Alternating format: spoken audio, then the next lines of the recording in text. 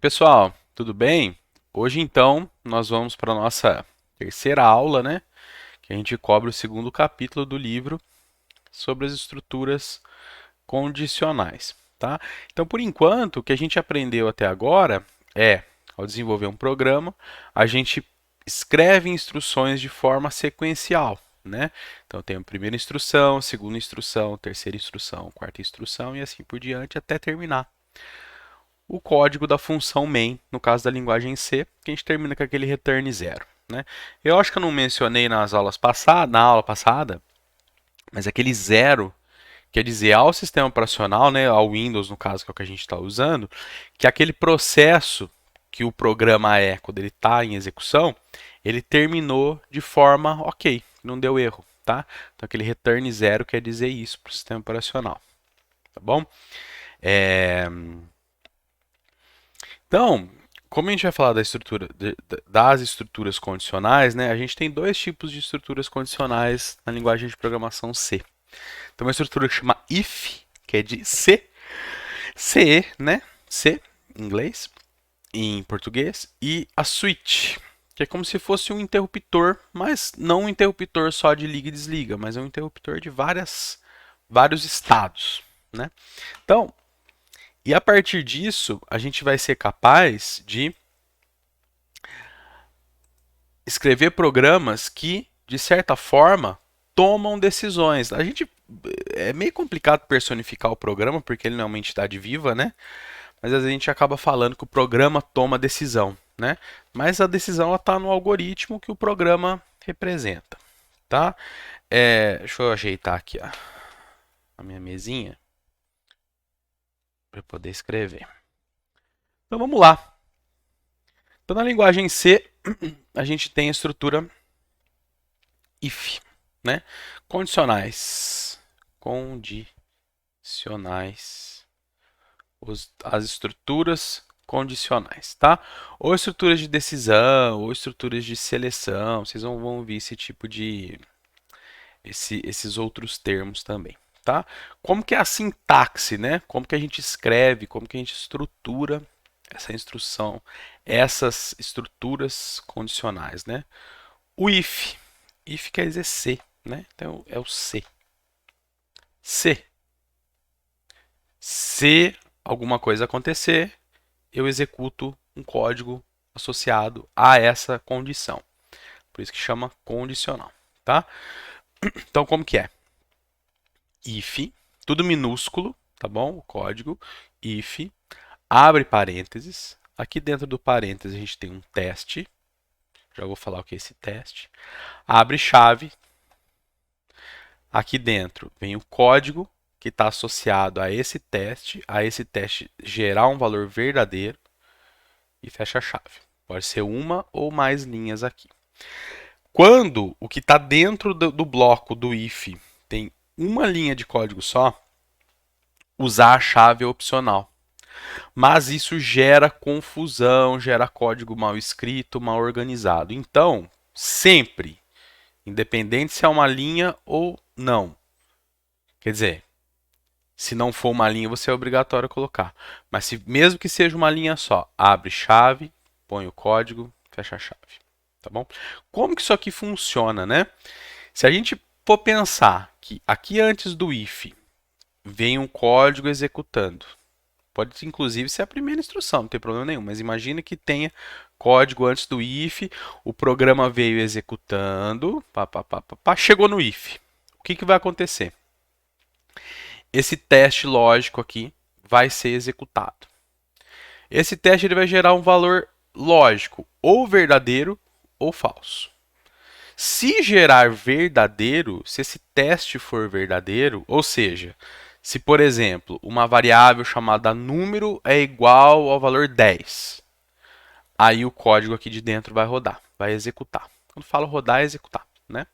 Caso contrário, pula tudo e continua a execução a partir daqui. Então, se isso aqui for verdadeiro, eu rodo o que está aqui dentro, que eu estou associando com essa bolinha aqui, com esse círculo e 3, e aqui a gente põe o 4. Eu uso uma notação para representar, uma notação gráfica para representar isso aqui, como uma máquina de estados, tá? Mas existem diagramas, por exemplo, diagrama de fluxograma, para representar esse tipo de estrutura condicional. Mas eu acho que assim não vale a pena a gente ver esse tipo de coisa, ver esse tipo de diagrama, porque inclusive ele é muito fácil de entender e não se usa tanto, tá? Era moda antigamente, né? Quando os computadores eram muito caros e o aluno, isso há 30, 40 anos atrás, estou querendo dizer, né? Precisava enxergar melhor como o programa estava executando, porque é difícil de testar, né? Então, como isso aqui, se a gente for representar no modo de um diagrama mesmo, né? Então, veio executando, um monte de linha de código, uma, várias, veio executando. Bom, chegou no if. O que vai acontecer? Quando chega no if, uma flechinha, tá? Aqui no 2, esse teste aqui, ou ele vai dar verdadeiro, ou ele vai dar falso. Se der verdadeiro, ele vai rodar o bloco 3. Deixa eu trocar a cor aqui da caneta. Se der verdadeiro,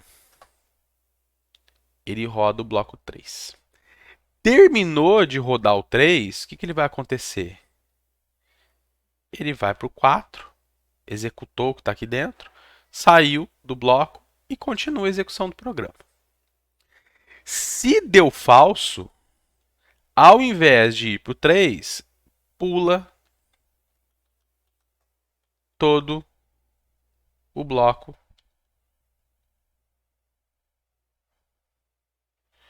e vai direto para fora. Ele pula o if, tá bom? Então essa é a ideia. Já já a gente vai falar o que é esse teste, tá bom? Tem também uma forma de eu associar um bloco de código que vai executar caso esse teste aqui dê falso. Aí a estrutura a gente chama de if else. Se não. Se for verdade, executa um bloco de código. Caso contrário, se não, executa outro bloco. Então, como que a gente estrutura esse if com o else, né? É if, de novo, teste, abre chave, fecha chave, else, abre chave, fecha chave. Então, eu vou ter um bloco de código aqui para o if e um bloco de código para o else. O else sempre vai combinar com o if mais próximo dele. Então, por isso que é importante, de novo, para não gerar confusão, na hora que estiver escrevendo o algoritmo, usar chave de abertura, chave de fechamento, coloca o else, abre e fecha. Vocês vão ver também, como eu já disse na primeira aula, gente que vai programar desse jeito aqui, ó. Opa. Mas não é tão usual nas linguagens mais modernas, vamos dizer assim. O código executa igual? Executa igual. Para o compilador, que é esse programa que transforma o código-fonte no programa executável, lá no final, lógico que estou simplificando essa ideia, para ele tanto faz essa parte de pontuação. Tá? Se por um acaso eu precisar parar, é que eu preciso ver a minha filha, tá? Ela está assistindo TV, ele deixei ela assistindo TV hoje, minha esposa não, agora, nesse momento, não está em casa, então deixei ela ali assistindo desenho enquanto eu tô aqui, tá? Oi, Aurora. Tô gravando, bem. Oi? Não, mamãe não tem medo de monstro, acha? É, eu vi. Então, voltando aqui, né? Sei se não. Fazer a mesma ideia, tá? Então, 1, 2, 3. Agora o 4 é o bloco que está no else e 5 é o que está por fora. Então, o que acontece aqui, né? Veio executando, chegou no teste. Se esse teste der verdadeiro, roda o bloco 3, tá? Acompanha aqui eu explicando, né? Só para vocês acompanharem a numeração, porque depois que o número já tiver, depois para relembrar o desenho aqui, mas no livro tem de novo, tá? Só estou querendo dizer que fica meio garranchado aqui, né? Meio escrito mal escrito por causa da resolução da caneta. Mas enfim, chegou no teste, se der verdadeiro, roda o 3. Se não, terminou o bloco 3, aí ele pula tudo isso aqui e vai pro 5, tá? Então, o bloco do 5, vou colocar aqui, 5. Vem para cá e no 5 continua a execução do programa. Se deu falso, o que vai acontecer? Ele vai rodar o bloco 4, que é o caso contrário, né? Que é falso. E então, do 4 continua a partir do 5. Continua no 5, tá? Então, se o teste deu verdadeiro, roda isso aqui. Terminou de rodar, pula. Se o teste deu falso, roda esse pedaço aqui, esse bloco aqui, e depois continua a executar. Tudo bem? Esse é o diagrama. Deixa eu mostrar no livro para vocês como que tá. Aqui, ó. Tá bom? Então tem o esquema do código e o diagraminha, tá? Então o que vem antes, o que vem depois. If com else, sei se não, mesma coisa. Vem antes, o teste, o que está dentro, o bloco, o que vem depois. O diagrama. E uma outra forma, a terceira forma de organizar o if com else é, na verdade, a gente encadear vários ifs com else. Tem um atalho sintático para isso, tá bom? Que a gente vai aplicar, que é usual, tá? E como que seria isso, né? Eu tenho if, um teste, eu vou chamar só de T agora, porque eu vou precisar de vários, tá? Chama teste 1, que a gente ainda nem viu que é esse teste, mas já a gente vai ver. O bloco. Else if. Se não, se. E eu posso ter vários else ifs quanto eu precisar. Na verdade, aqui é sempre quando a gente precisa utilizar. Não é assim, eu tenho que utilizar sempre? Não. Às vezes o que você está resolvendo não precisa de else if, então você não vai usar. Você não precisa de else, então você não vai usar. Ah, precisa do else. Tem que ter. Tudo bem? Então, if, o teste, else if, um segundo teste. Eu costumo fazer assim, ó, com dois else ifs para dar o exemplo é o suficiente. Outro else if com outro teste e um else. Qual que é a jogada aqui? Eu só chego nesse else if para testar essa condição se o T1 deu falso. Eu só chego no T3 para testar ele se o T1 e o T2 deu falso, porque tem que ter dado falso aqui, tem que ter dado falso aqui para eu testar o T3. E eu só chego no else se tudo deu falso. Entenderam qual é a ideia? Para chegar no else dessa estrutura encadeada de if com else if, né? Várias encadeamentos, eu só chego no else se tudo deu falso. Isso aqui, a rigor, na verdade, se a gente for usar a sintaxe abrir, porque o que está sendo considerado aqui? Está sendo considerado que esse if é uma instrução só, apesar dele ter coisa dentro dele. Então a gente omite o abre-chave e o fecha-chave do else, porque internamente, na verdade, isso aqui é lógico que a gente vai escrever dessa forma aqui, tá? Mas isso aqui, na verdade, é isso aqui, ó. Opa. If T1, abre chave, else, certo? If T2, else, if T3, else. Aí fecha aqui.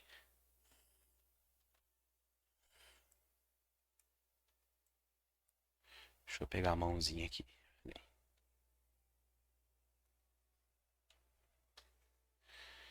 Se isso aqui deu verdade, roda o que está aqui. Se deu falso, testa outro if. Se T2 deu verdadeiro, roda o que está aqui.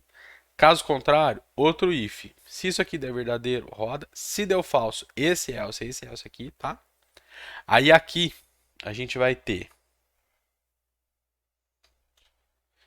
fechou esse if, fechou esse if aqui com esse else e fechou o mais externo. Só que percebam,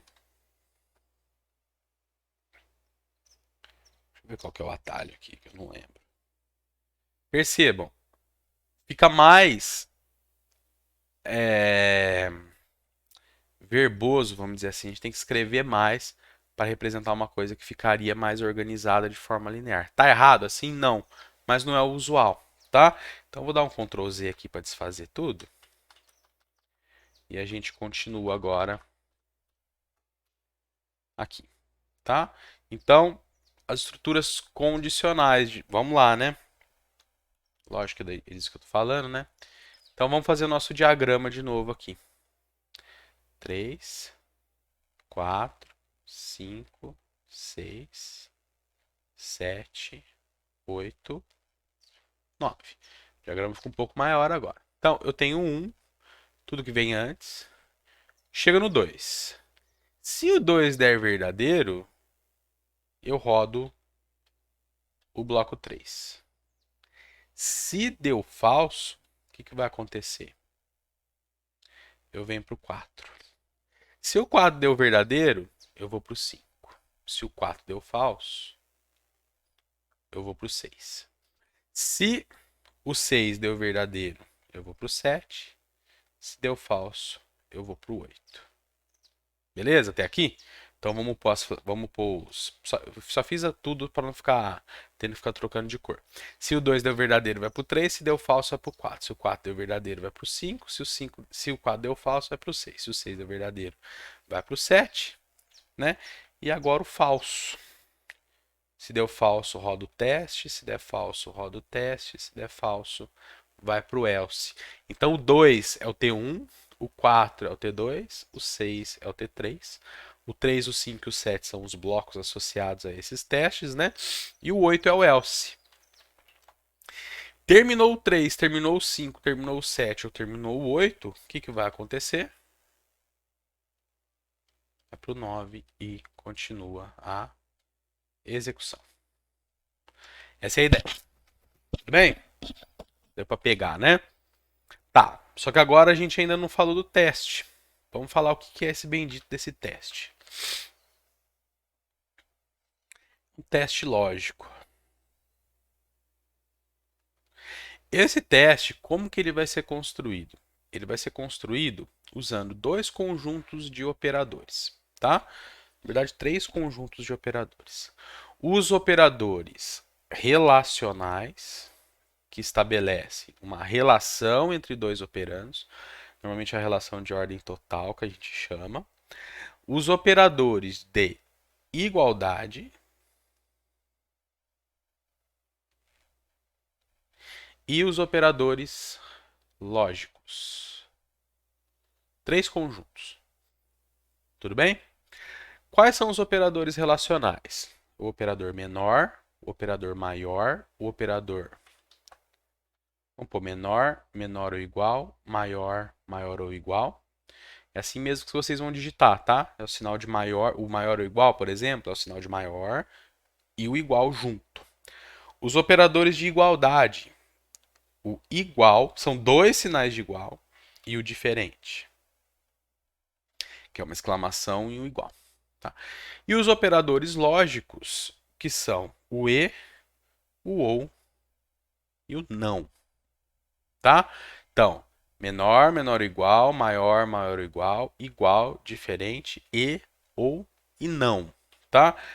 Isso, de novo, tem aqui. Tá? Olha lá. Operadores de igualdade, igual a, diferente de. Operadores relacionais, menor que, menor ou igual a, maior que, maior ou igual a. E os operadores lógicos, e são lógicos de curto-circuito, já eu explico por quê. O e, o ou e o não, tá? O que está aqui na primeira coluna, né, dessas três tabelinhas, é a sintaxe dele, né, como que a gente escreve ele. Bem, vamos a exemplos, então, para a gente entender o que é isso aqui. Imagine que eu tenho três variáveis, vamos chamar de A, B, C. A vale 1, int B vale 2, int C vale 5. Beleza? Então A vale 1, B vale 2, C vale 5. Imagine que eu tenho um if, e aqui eu tenho um teste, e esse teste aqui, é lógico, a gente não vai escrever teste, a gente vai ser uma operação, vai ser uma expressão, desculpa, usando esses operadores. Primeiro vamos focar nesses dois conjuntos aqui, tá? Então, por exemplo, se eu tiver a expressão assim, A igual a B. A igual a A, por exemplo. A diferente de C. C mais A maior que B. B menos A igual menor que C. A mais 1 maior ou igual a B menos 2. Algo desse tipo aqui. Tá bom? Vamos pensar. Quanto que vale o A? A vale 1. Quanto que vale o B? B vale 2. A é igual a B? Não, porque o A vale 1 e o B vale 2. Então, o resultado dessa expressão aqui, o resultado disso, como igual que de lá da matemática, é o quê? Falso. Porque A não é igual a B. A é igual a A, o valor do A é 1, igual a 1, 1 igual a 1. Sim, 1 é igual a 1. Deixa eu pôr um igual aqui para todo mundo. Então, o resultado aqui é verdadeiro. Certo? Então, entendam. Se isso aqui, para essa situação, estivesse no if, ia entrar no if ou não? Não, porque deu falso. Se isso aqui estivesse aqui no lugar do teste, no if, ia entrar aqui no bloco do if? Ia, porque deu verdadeiro. É lógico que são exemplos arbitrários aqui, só para a gente entender o que está acontecendo. Tá? Continuando. A é diferente de C? O diferente é o exclamação e o igual tudo junto, tá? Por que o igual são dois sinais de igual? Porque o sinal de igual sozinho é a atribuição, é o que está sendo usado aqui, ó. Lembram disso? Tá? Então, muito bem. A diferente de C? Verdadeiro, porque A vale 1, C vale 5. C mais A é maior que B? Estão vendo que a gente pode ter expressões? A precedência aqui maior, ou seja, quem vai executar primeiro são os operadores aritméticos que tiver à esquerda e que tiver à direita, para depois executar o maior igual. O maior, perdão. Mas se você quiser deixar claro para quem está lendo que é isso aqui que vai executar antes, você pode colocar parênteses, não tem problema, pode agrupar. Tá? Nesse caso aqui não precisa. C mais A, quanto que vale? A vale 1, C vale 5, 6, então daqui deu 6. 6 é maior que 2? 6 é maior que 2, então, verdadeiro. Tá?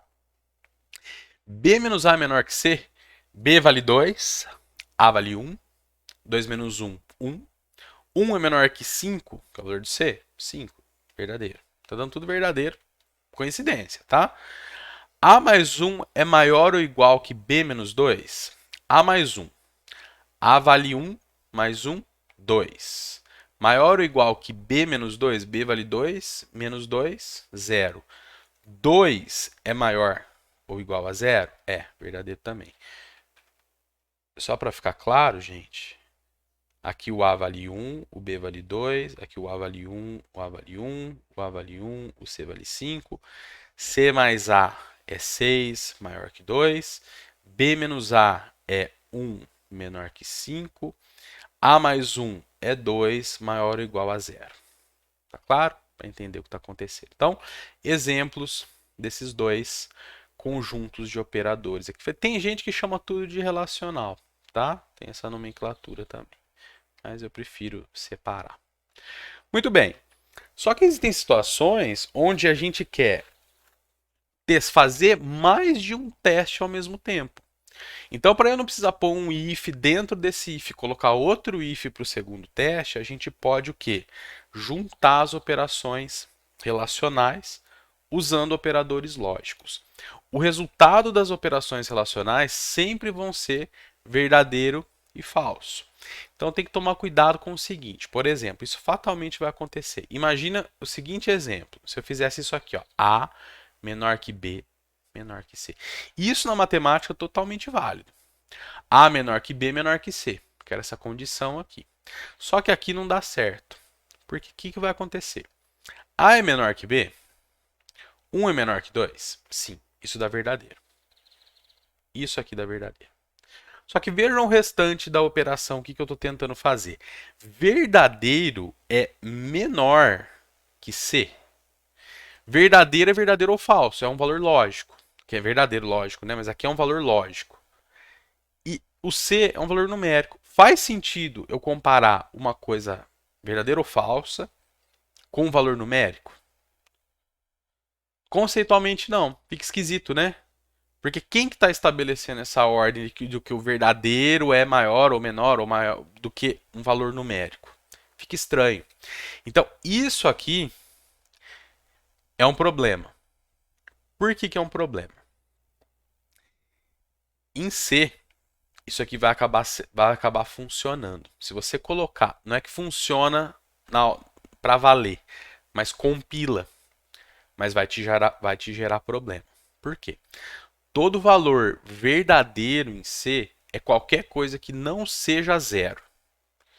E o valor falso em C é tudo que for zero.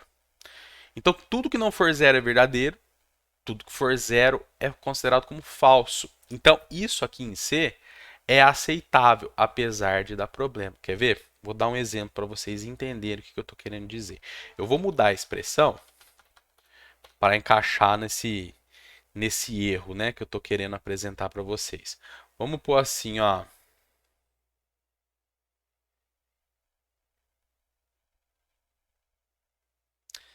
C, vamos ver se vai dar certo. C menor que B, menor que A. Sei lá.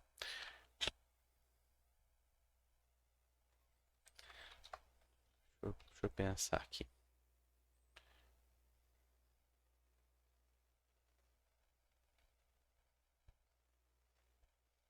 Bem, vamos ver se isso aqui vai dar certo. Acho que não vai encaixar muito bem com os valores que estão ali, mas não tem problema.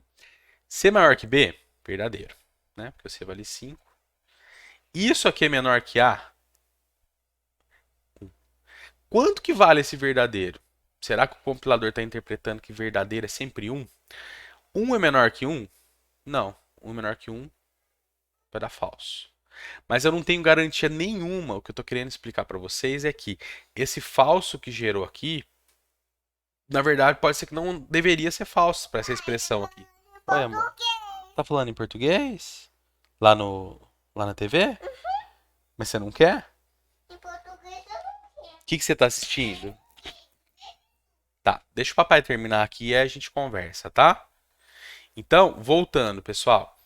Quando eu quero, infelizmente aqui o exemplo não deu certo, tá? Mas depois presencialmente eu explico melhor para vocês se for o caso, tá? Qual que é o lance aqui? Qual que é a história? Por que que eu tô falando disso? Porque, basicamente, você não deve misturar valores lógicos comparando com valor numérico, por exemplo, ou qualquer outro tipo, tá? Apesar na linguagem C ele deixar. Em Java isso aqui daria erro de compilação, por exemplo. Ele não deixa compilar. Fala, ó, você está gerando um verdadeiro ou um falso do lado esquerdo da expressão e depois tentando comparar com um valor de outro tipo. Isso aí está errado.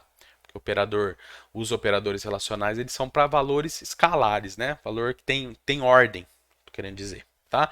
1, 2, 3, mesmo os caracteres que são representados como inteiro. Bem, tô me enrolando aqui, vamos continuar só para ficar claro. Quando eu quero fazer esse tipo de construção, vamos pegar a mais simples aqui, a, a menos enrolada com menor, com maior com menor, A menor que B menor que C. Isso aqui, a forma certa de escrever é A menor que B e B menor que C. Entenderam a ideia? Sempre assim. Isso aqui, vamos pensar o que vai gerar? A menor que B, aqui vai dar verdadeiro. B menor que C, 2 menor que 5, verdadeiro.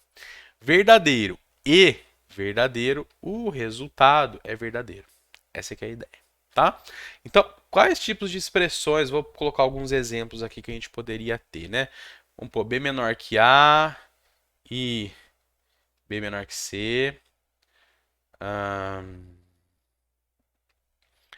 A maior que C ou B menor que C.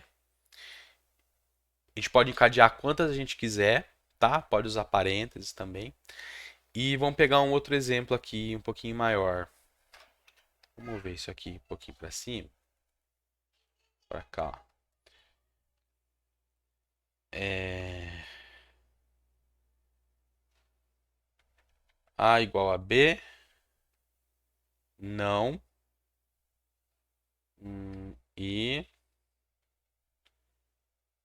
A maior que C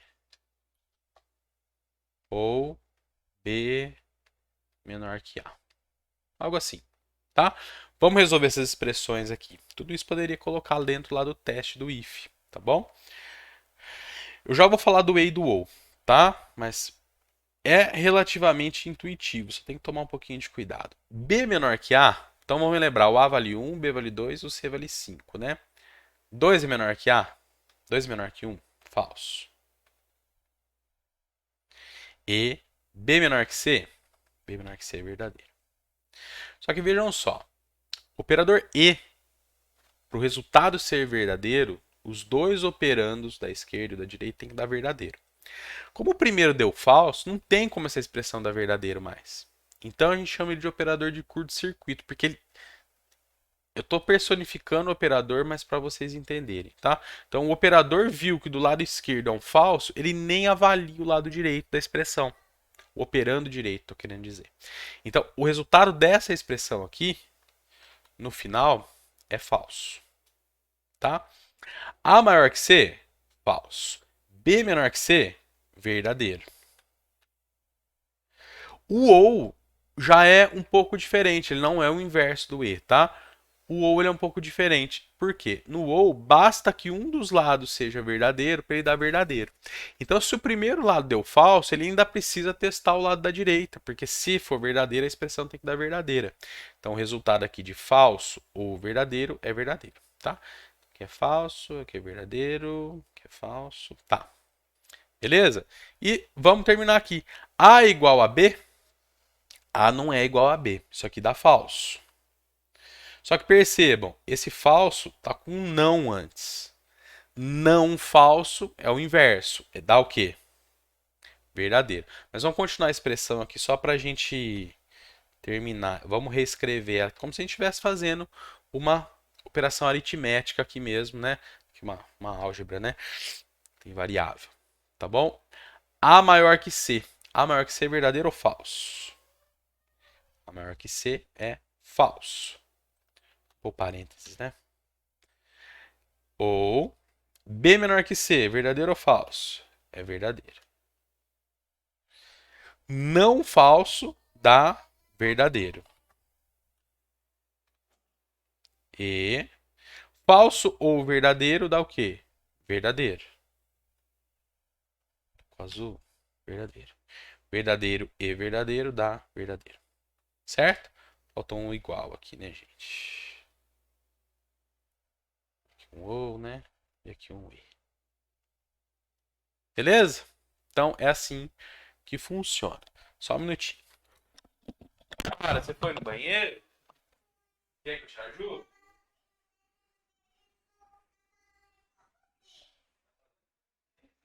Secou?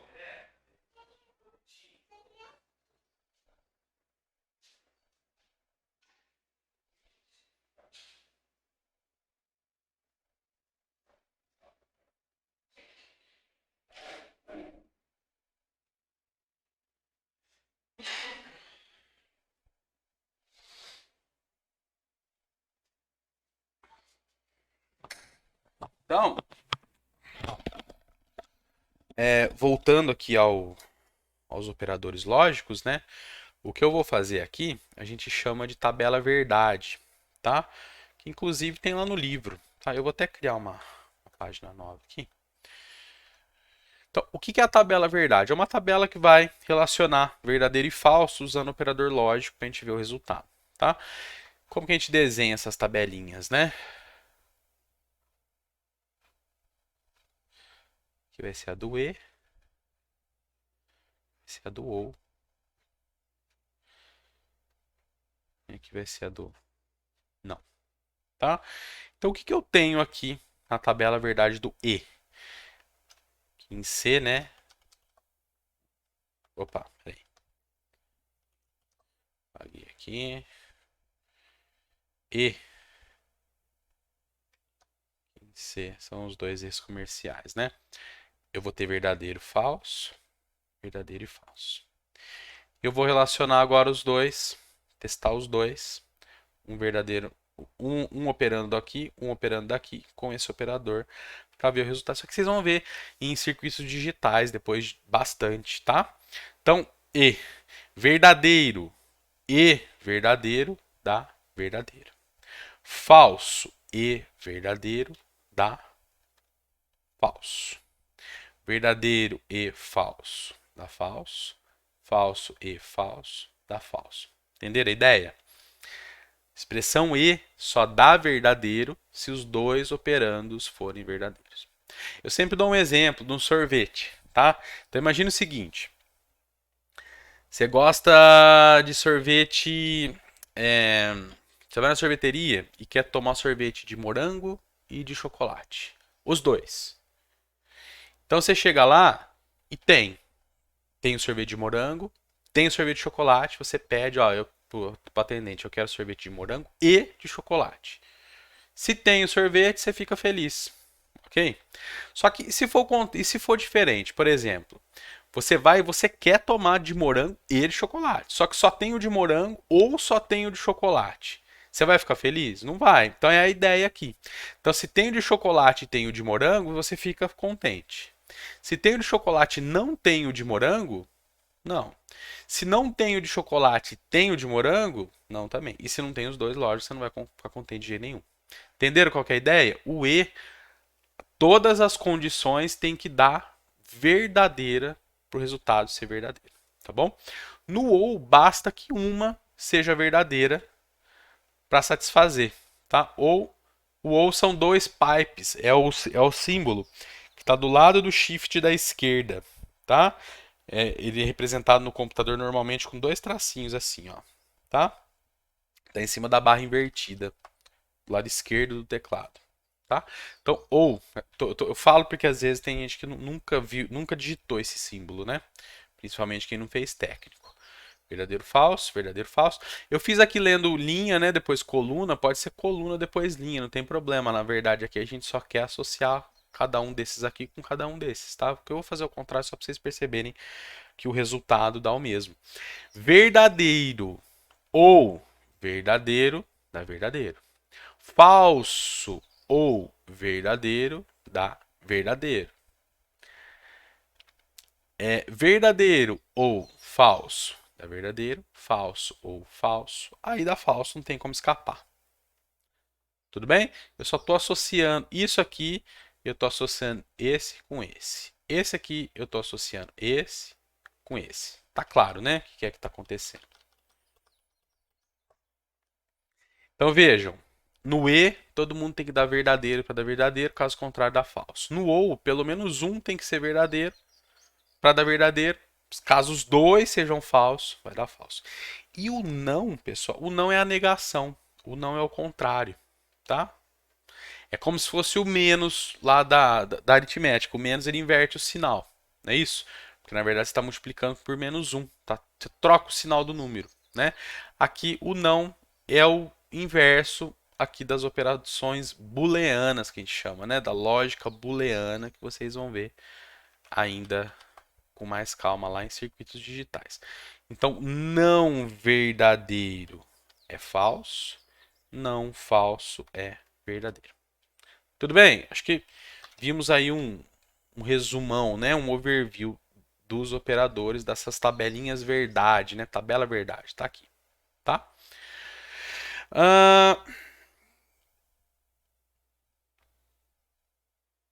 Algo importante tem que se tomar cuidado, tá? Aqui no exemplo. Eu já falei isso algumas vezes, mas vou falar de novo. Tem que tomar cuidado com o operador de igualdade igual. Porque o igual são dois iguais. Olha o perigo aqui. Isso aqui vai dar falso. Por quê? Olha só. A vale 1, B vale 2. A igual a B, 1 é igual a 2? Não, dá falso, então não entra aqui, não vai imprimir A igual a B. Agora olha o perigo aqui. Você, sem querer, esqueceu que o operador de igualdade não são dois iguais, mas você digitou que são dois iguais, você digitou um igual só.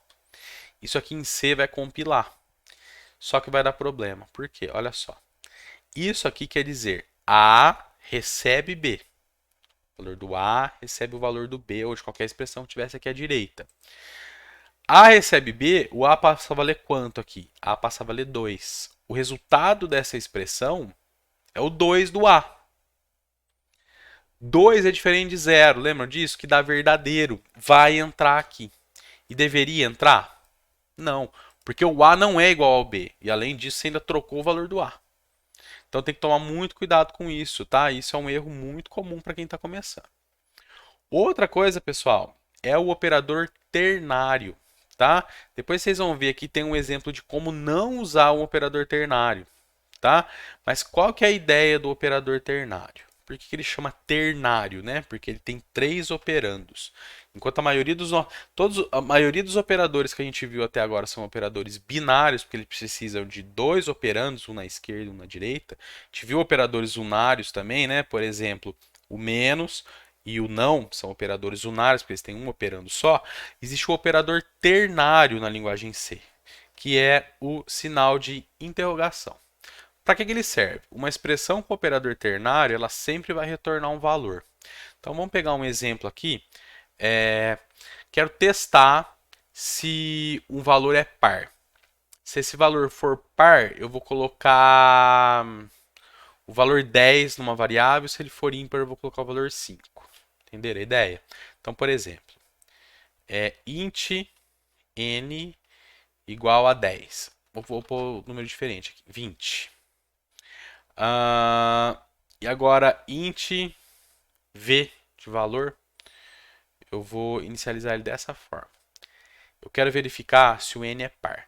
Lembra do operador de resto da divisão inteira? Pensa comigo, qual que é o critério de divisibilidade por 2? Na verdade, a pergunta é a seguinte: quando que um número é par? Quando ele é divisível por 2, concordam? Ou seja, se um número é divisível por outro número inteiro, quer dizer que o resto é zero. Então, por exemplo, 4 dividido por 2. Isso aqui vai dar 2 e vai dar 0 no resto. Então, 4 é divisível por 2. 5 é divisível por 2? Não, porque vai dar 2 no quociente e vai sobrar 1 de resto. Então, se um número for divisível por 2, o resto da divisão é igual a 0. Então, vejam, se o n que eu quero testar, dividir o resto da divisão dele por 2 for igual a 0, ou seja, n é divisível por 2? Interrogação. Uma pergunta mesmo. N é divisível por 2? Se for, eu vou colocar 10 em V. Caso contrário, eu vou colocar 5. A sintaxe é assim, tá? Se verdadeiro, vai retornar esse valor. Se falso, vai retornar esse. Isso aqui, se a gente fosse traduzir para um if, seria isso aqui, ó. If n2 igual a 0, v igual a 10, else v igual a 5. Essa expressão é igual a esse if aqui, tá? Quando que a gente usa o operador ternário? Quando a gente quer coisas bem simples desse tipo, tá bom? Eu preciso de uma outra condição aqui se der falso. Aí você pode encadear operadores ternários? Você pode colocar um operador ternário dentro do outro? Pode. Só que começa a virar uma linguiça isso aqui, fica difícil de entender o que está acontecendo, tá? Então evita. Para coisas simples, expressões simplesinhas assim, ok, não tem problema nenhum. A operação começou a crescer, reescreve como um if, que é melhor, tá bom? Para terminar, pessoal, aqui tem exemplo, tá? De uma expressão com operador ternário que você não deve fazer, tá? Depois vocês vão dar uma olhada. Existe um cabeçalho, que são aqueles arquivos, são aquelas palavrinhas .h que a gente coloca lá no início do programa, que chama stdbol. B-O-O-L. Esse stdbol a gente usa em C para a gente poder ter variáveis do tipo bol. O que são essas variáveis do tipo bol? São variáveis do tipo booleano, ou seja, valor verdadeiro ou valor falso. Então olha aqui como que usa, né? A gente dá um include no stdbol, .h lá em cima. E a partir desse momento eu posso declarar variáveis com o tipo bol. B-O-O-L. Tá? De George Boole. Tem depois a caixinha que saiba mais, se vocês quiserem ir atrás para saber o que é lógica booleana e George Boole, tá bom? Então, olha só esse exemplo de programa.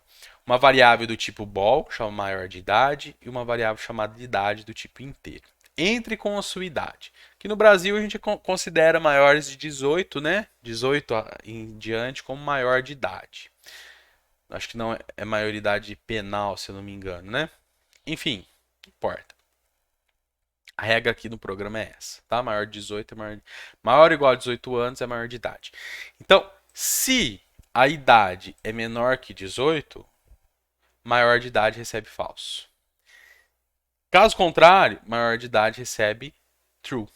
Então, entenderam qual que é a ideia? Eu posso ter variáveis que armazenam verdadeiro ou falso. E o tipo dela é bol. A gente pode resumir essa expressão também, porque pensem o seguinte: se isso aqui for verdadeiro, eu ponho falso. Se isso aqui for falso, eu ponho verdadeiro. Se eu negar essa expressão, ou seja, se eu inverter o sinal dela, a operação aqui relacional, que seria o idade maior ou igual a 18, daria verdadeiro. E eu posso atribuir direto à variável maior de idade. Olha só.